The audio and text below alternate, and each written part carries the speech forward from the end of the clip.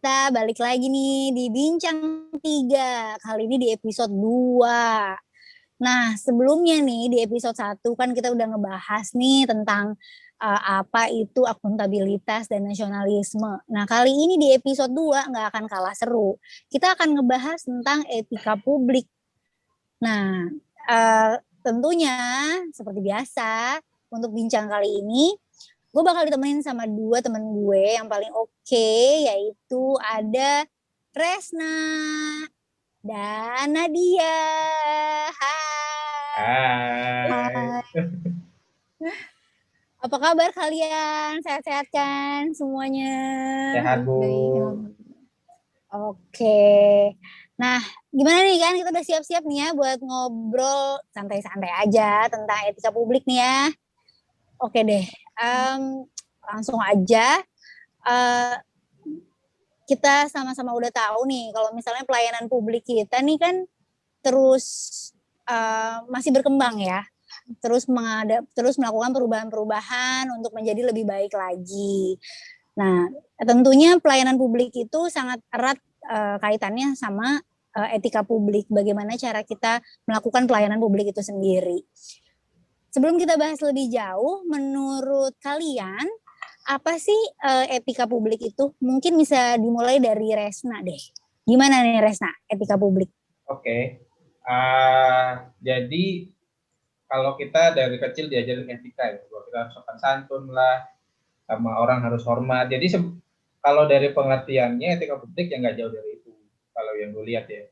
Soalnya etika publik itu lebih jadinya kita sebagai PNS itu kita lebih ke bagaimana sih kita membuat atau mengarahkan kebijakan itu gimana agar tidak bertentangan dengan norma-norma yang berlaku. Jadi kayak tidak melanggar hukum ataupun selama kita memberikan pelayanan itu kita bisa lebih gimana ya, lebih cepat gitu aja sama masyarakat dan lebih ramah lah gitu.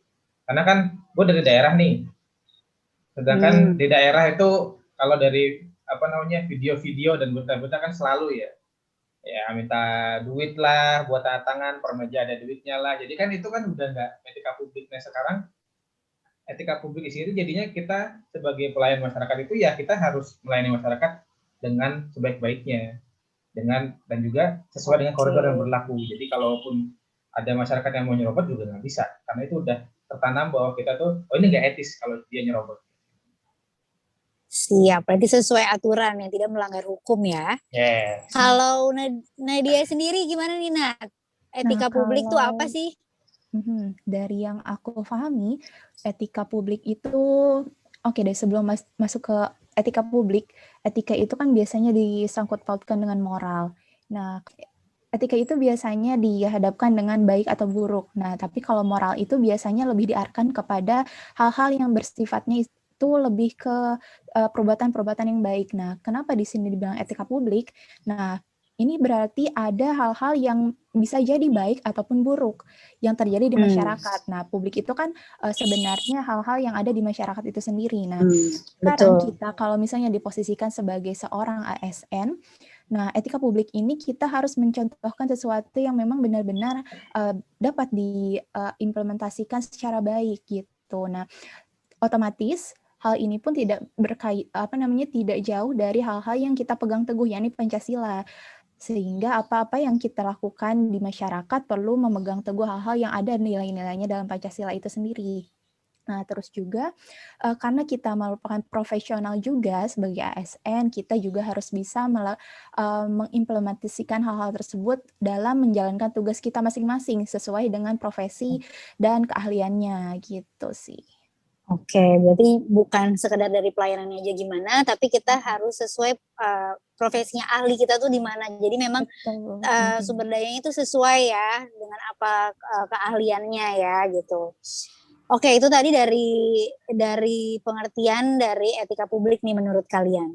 Sekarang gue pengen bahas karena tadi etika publik itu kaitannya erat banget sama pelayanan publik. Kalau untuk pelayanannya sendiri nih, sebelum kalian nih, gue mau cerita kalau misalnya gue sebagai jabatan fungsional dokter, itu berarti kan gue di poliklinik. contoh pelayanan yang menerapkan nilai etika publik mungkin yang bisa gue lakukan itu kayak misalnya melayani pasien nggak pilih-pilih, nggak beda-bedain. Semua pasien dapat hak yang sama dan jenis pelayanan yang sama. Misalnya kayak waktu konsultasi yang sama, kayak gitu, ya kan? Terus dapat obat yang sama, apapun apapun tingkatnya, apapun jabatannya, seperti itu ya. Nah itu mungkin salah satu contoh yang gue bisa terapkan di bidang gue gitu. Nah kalau misalnya kalian nih, mungkin Resna, jabatan fungsional diplomat, gimana sih pelayanan yang menerapkan etika publik sebagai diplomat? Jadi sebagai kalau fungsional diplomat itu kan sebenarnya pelayanannya itu lebih ke ketika kita posting di luar negeri ya. Nah tapi ketika dalam negeri, nah kemarin kan kita sendiri itu sebagai CPNS udah pernah masuk ke dalam unit kita masing-masing. Nah kalau di unit gue sendiri itu kan lebih ke kajian karena gue di BPK. Jadi itu kalau untuk sekarang mungkin yang pelayanan publik yang etika publik yang berlaku di kita itu adalah bagaimana kita berhubungan sama partner-partner kajian kita. Jadi gimana kita menjaga hubungan kita sama mereka, terus menjaga ketika kita ngobrol sama mereka kita hormat dan sopan santun, dan juga ketika memberi gagasan pun itu sama-sama sesuai bidangnya. Jadi kayak kemarin nih ada yang profesor geologi gitu memberikan penjelasannya, terus kita ternyata penjelasannya gitu. Terus kebijakannya kalau jadi diplomat nih kayak gini, ternyata bisa kita masukkan bidang ini, jadi apa yang akan kita kaji nanti bisa cocok sama profesornya. Nah terus untuk sekarang sih saat ini ya kan salah satu etika publik itu juga kan melayani masyarakat, dan itu juga agak tumpang tindih sama akuntabilitas. Sekarang itu kan kita udah zamannya sosmed kan, jadi kita sosmed pun harus hitungannya harus lebih cakap lah.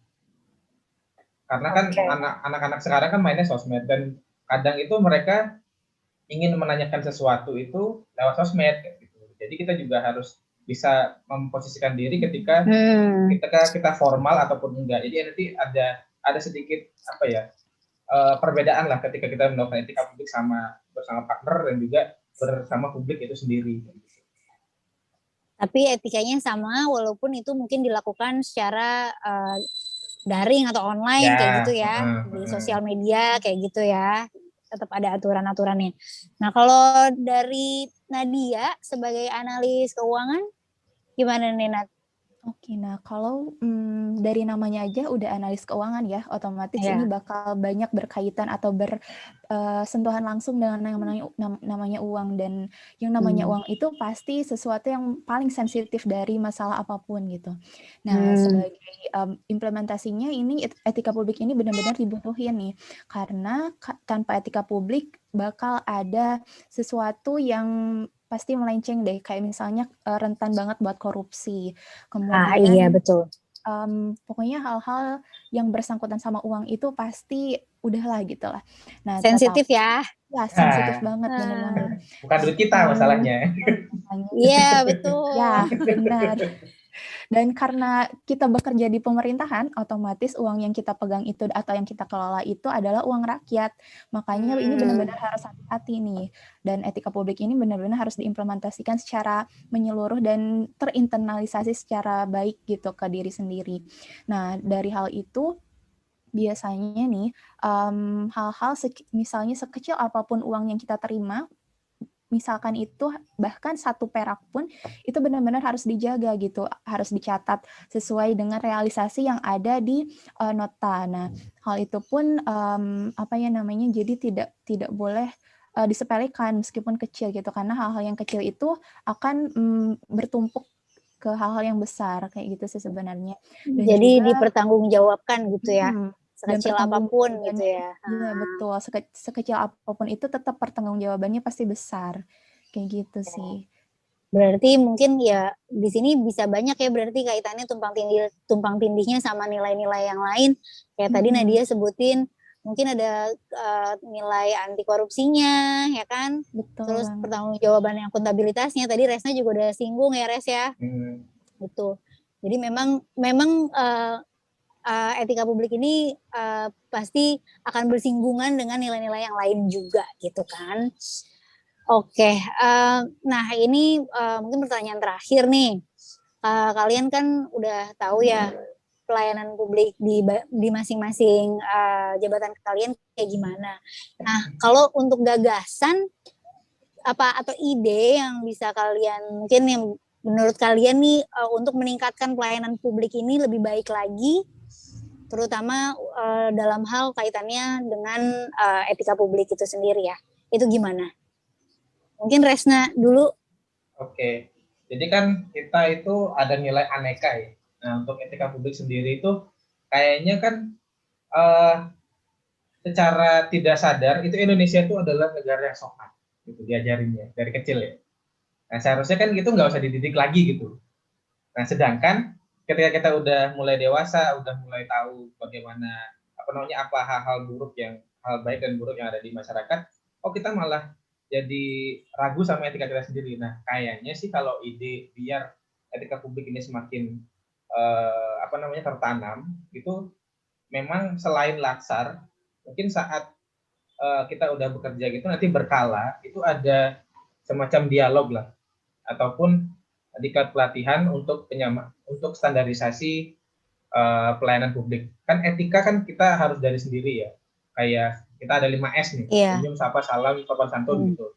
Nah, itu kan udah harus sendiri tuh. Tapi kan nanti bisa aja caranya itu kita ada diklat, bukan diklat sih ya, kayak dialog gitu antar kementerian dan lembaga. Kalau sekarang sih kayaknya yang cukup tinggi itu di Kementerian Keuangan sama BUMN. Mungkin sama mereka bisa ngobrol-ngobrol lah antara yang ibaratnya dari kan mereka dirjennya udah pada ketemu tuh yang tinggi-tinggi tuh. Nah, ya sekarang yang kita ini yang kita yang baru masuk itu mungkin aja bisa saling sharing. Gimana sih cara kalian melayani di sana gitu? Gimana sih kalau kalian ketemu sama pimpinan gimana? Kalau kita di sini kayak gini nih. Terus ternyata kan kalau kayak di unit gue tuh orangnya kita semua respect each other. Cuman kita untuk komunikasi itu agak longgar. Jadi masih nyantai gitu ngobrolnya kayak kita kayak gini. Jadi nggak harus kayak kaku banget. Izin Pak, apa Pak? Enggak. Jadi kayak Mas, minta tolong dong Mas, bisa ini nggak Mas gitu. Terus sama yang lain juga minta tolong, ini dong. Tukar ide gitu ya. Tukar ide, tukar pendapat, ya diskusi santai kayak gitu ya. Jadi lebih kayak gitu. Soalnya kan diplomat kan tugasnya banyak ngomong kan. Jadi kita sendiri tuh harus menahan diri kalau ngomongnya, ntar malah takutnya kebanyakan. Karena seorang diplomat juga harus tahu gimana porsi-porsinya yang apa yang harus diomongin, ya kan, nggak boleh kebanyakan juga apa yang nggak boleh asal nanti malah yang rahasia malah jadi diomongin kan, malah nggak boleh juga ya kan. Oke, dari Resna. Kalau dari Nadia gimana, Nat? Nah, kalau dari aku karena profesiku itu sebagai analis keuangan yang bekerjanya itu sebenarnya lebih banyak di back office ya. Nah, mungkin kalau untuk gagasan tidak begitu banyak, tapi aku sempat terpikir untuk ada gitu feedback dari masyarakat terkait dengan hal-hal yang sudah kita kerjakan gitu. Karena etika itu kan tidak hanya dengan komunikasi, tapi bagaimana cara kita berperilaku seperti itu. Nah, pengen banget itu ada feedback dari masyarakat langsung mengenai hal-hal yang sudah dilakukan khususnya di Kementerian Luar Negeri gitu. Mungkin feedbacknya itu hanya, maksudnya dalam kayak survei atau gimana ya, mungkin bisa melalui survei. Jadi nggak hanya dari orang Indonesia, tapi mungkin dari perwakilan-perwakilan seperti itu yang bisa ngasih mungkin feedback yang lebih baik untuk Kementerian Luar Negeri juga kayak gitu sih. Dan juga kalau misalnya untuk dari profesi, aku pengen ada semacam seperti dialog juga seperti Mas Resna tadi, tapi mungkin khusus dengan hal-hal atau misalnya orang-orang yang memang berkaitan langsung dengan keuangan, karena memang jarang sekali adanya koordinasi seperti ini gitu. Jadi hanya memang yang ketika ada masalah baru kami berdialog gitu dan Tapi jadi alhamdulillahnya sekarang sudah mulai untuk khususnya di Satkerku sudah ada inisiatif untuk mengembangkan komunikasi ini gitu. Jadi tidak hanya ketika ada situasional saja, tetapi dirutinkan gitu tiap bulannya. Dan ini memang sangat membantu terhadap kinerja dan profesionalisme gitu. Wah iya bagus tuh. Karena memang apa-apa, maksudnya emang kayak gitu memang harus dimonitoring terus ya. Maksudnya kita nggak bisa cuman kayak ngomong sekali 2 kali gitu, terus ya abis itu nggak ada lagi tindak lanjutnya gitu kan, nggak bisa juga.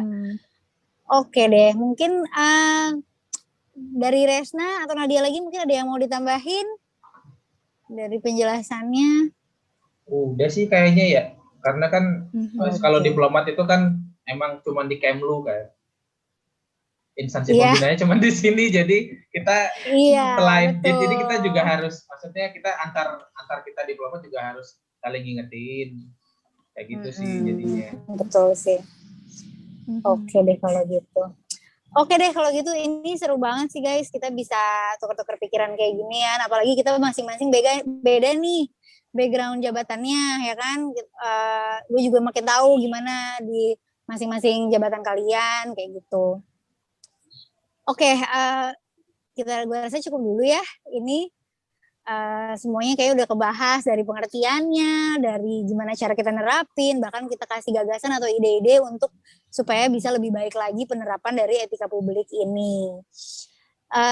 Jangan lupa buat kalian-kalian semua nih yang lagi nonton Bincang 3, jangan lupa ikutin Bincang 3 episode 3 yang juga pasti akan ngebahas nilai yang selanjutnya yang pasti seru juga. Oke, gitu aja dari gue Melati, Resna, dadah. Thank you. Thank you ya. Bye.